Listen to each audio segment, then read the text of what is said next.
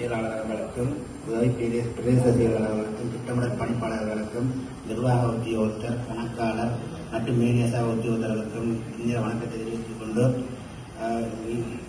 மனிதனுடைய வாழ்க்கையிலே கல்வி வீதம் செல்வம் மூன்று முக்கியம். அதிலும் செல்வம் தான் முக்கியம். அது இதற்கு திருவள்ளுவர் ஒன்று ஒரு குரல் சொல்லியிருக்கின்றார். பொருள் இல்லாருக்கு இவ்வுலகம் இல்லை என்னும் திருவள்ளுவர் குரல் கேட்க உலகிலே வாழ்வதற்கு பொருள் எவ்வளவோ முக்கியம் என்பதை திருவள்ளுவர் சொல்லியிருக்கின்றார். ஒருவன் பிறப்பிலிருந்து அவனது உயிர் பிரியும் வரை செல்வம் முக்கியம். அதாவது அவனுடைய இறுதி கிரிகைகள் செய்வதற்கு செல்வம் பணம் முக்கியம். செல்வம் அந்த வகையில் ஒருவரது பிறப்பும் இறப்பும் அவனை நல்வழிப்படுத்துவதற்கு செல்வம் கட்டாயமாக இன்றியமையாததாக அமைகின்றது. அடுத்து நாங்கள்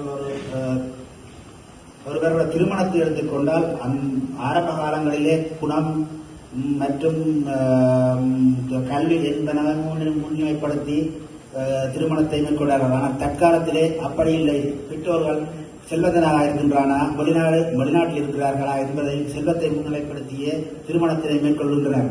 எனவே திருமணத்தில் கூட பெற்றோர்கள் அல்லது மணமகன் மணமகள் கூட செல்வத்திலேயே பெரிதும் பிரதானமாக எடுத்து காட்டுகின்றார்கள். அடுத்து கல்வியை எடுத்துக்கொண்டால் தற்காலத்திலே கல்விக்கு பணம் முக்கியமாக காணப்படுகின்றது. எந்த ஆசிரியரும் பணம் இல்லாமல் கல்வி கற்பிப்பதில்லை. தற்காலத்திலே ஆசிரியர்கள் கூட வேலை நிறுத்தத்தில் வருகின்றார்கள். ஆனால் அவர்கள் சேவை அடிப்படையில் செய்வார்களானால் சம்பளத்தை எதிர்பார்க்காமல் செய்யணும். ஆகவே அவர்கள் பணத்தை எதிர்பார்க்கிறதால் மனித வாழ்க்கையிலே மிக முக்கியமாக செல்வம் இடம்பெற்றிருக்கின்றது.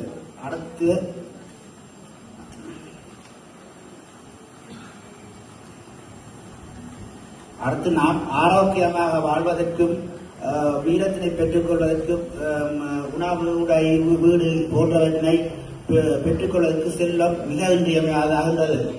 செல்வம் இல்லாமல் வீடு கட்ட முடியாது, உயிர் வாழ முடியாது, கல்வி கேட்பதற்கு செல்ல முடியாது.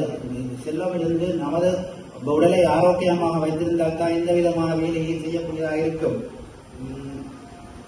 மேலும்